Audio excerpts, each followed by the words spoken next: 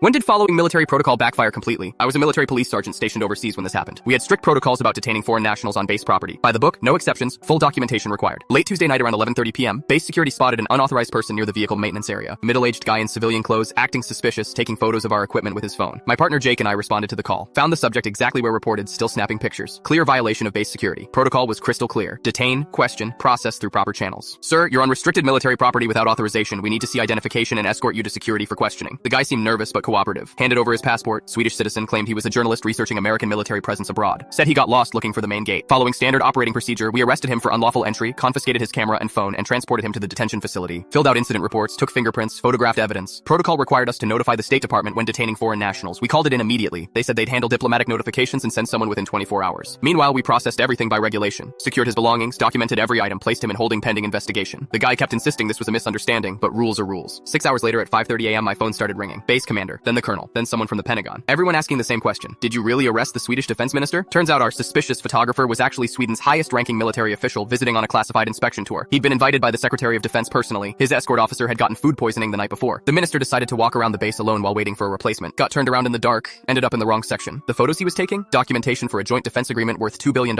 Equipment Sweden was considering purchasing from American contractors. Within an hour, we had Swedish embassy officials, State Department representatives, and 3 generals standing in our little detention facility. The minister was remarkably calm about the whole thing. Your soldiers followed proper security protocols, he told the brass. I respect that. Shows your base security is functioning correctly. But the diplomatic fallout was massive. Sweden delayed the defense contract for 6 months pending security review. Media picked up the story. International embarrassment for the Department of Defense. The base commander called an all-hands meeting, stressed that we'd followed protocol perfectly, but highlighted the importance of interagency communication and situational awareness. Jake and I got written commendations for proper procedure execution, but also mandatory training on diplomatic protocol recognition. Learned to identify foreign military officials by sight. The Swedish minister actually requested to meet us before leaving. Shook our hands, said we were professional throughout the detention. No hard feelings personally. 3 months later, Sweden signed the defense contract. Apparently, our aggressive but appropriate security measures convinced them we took protection of military assets seriously. The minister sent us both signed certificates thanking us for demonstrating American military professionalism under challenging circumstances. Classy guy. But the incident changed base procedures permanently. Now all foreign VIP visits require 48-hour advance notification to all security personnel. Photos of expected visitors posted at every checkpoint. We also got new identification training. How to recognize diplomatic passports, foreign military credentials, and international visitor badges. Because apparently arresting allied defense ministers isn't great for international relations. Looking back, we did everything right according to our training. Unknown foreign national on restricted property taking unauthorized photos gets detained. That's basic security. The system failed because nobody told the guys actually doing security that a VIP was wandering around unescorted. Communication breakdown at the command level created the whole mess.